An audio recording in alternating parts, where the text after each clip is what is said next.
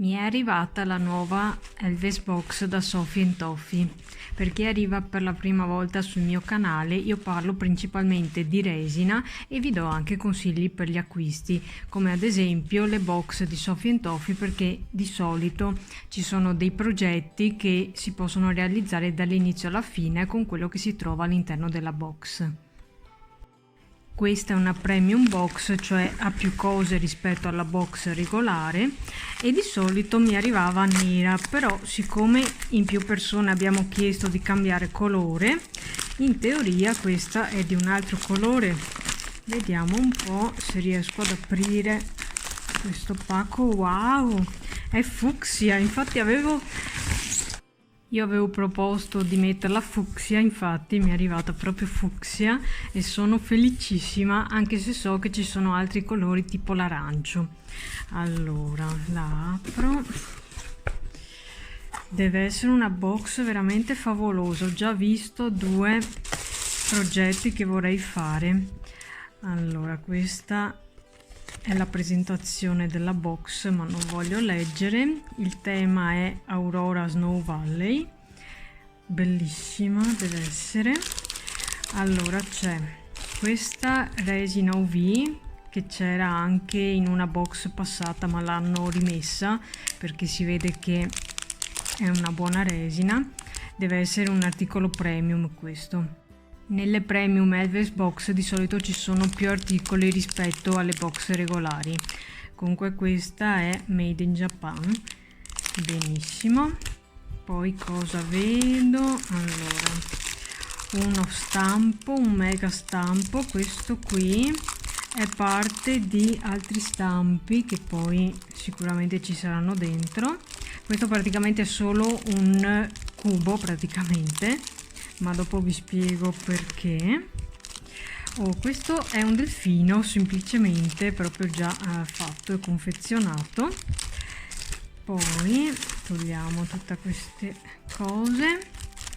Qui ci sono dei coloranti che, se non mi sbaglio, sono tipo in gel per fare degli effetti particolari.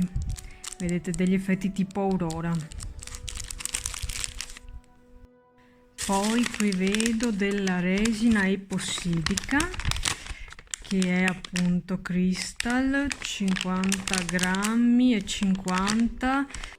Con questa non si devono fare calcoli strani perché basta metterne appunto la stessa quantità dell'1 e la stessa quantità della parte B, perché è appunto ratio 1:1. E questo pacchettone, ah no, ma qui vedo prima delle altre cose. Dunque, questo penso sia per mettere la resina in modo molto preciso, e questo è un pezzo di chiavetta USB, perché appunto c'è un progetto da fare una chiavetta USB che non vedo l'ora di farlo. E questi sono delle perline, mezze perle, sento al tatto. E apriamo questo. Ci sono un sacco di cose all'interno. Allora, una siringa che sicuramente sarà per fare appunto, non penso uno shaker, però uno dei progetti che sono proposti. Eccolo qui, questo va utilizzato. Allora, intanto qua probabilmente lo userò per fare la chiavetta USB, mentre questi qua servono per fare degli sfondi, diciamo, con effetto montagne, per dopo fare l'effetto Aurora Valley che c'è descritto. Detta così probabilmente si capisce poco, ma comunque appena farò i video metterò il link qua sopra in descrizione, e anche alla fine di questo video metterò i link. Poi questa è una polvere, un pigmento penso. Qui ne vedo un altro di colore verde, è per fare appunto gli effetti dentro gli stampi. Questo è uno stampo, mi sembra proprio un cubo semplice. Poi qui vedo un sacco di cose in questa box. Questa è una UV resin white già colorata, perché appunto poi faremo l'effetto sulle montagne. Bellissimo. Poi un altro pigmento, questo è un pigmento semplice, un colorante trasparente e chiaro, color nero. Poi qua vedo ancora, wow, favolosi questi glitter, sono olografici, bellissimi, mi piacciono un sacco.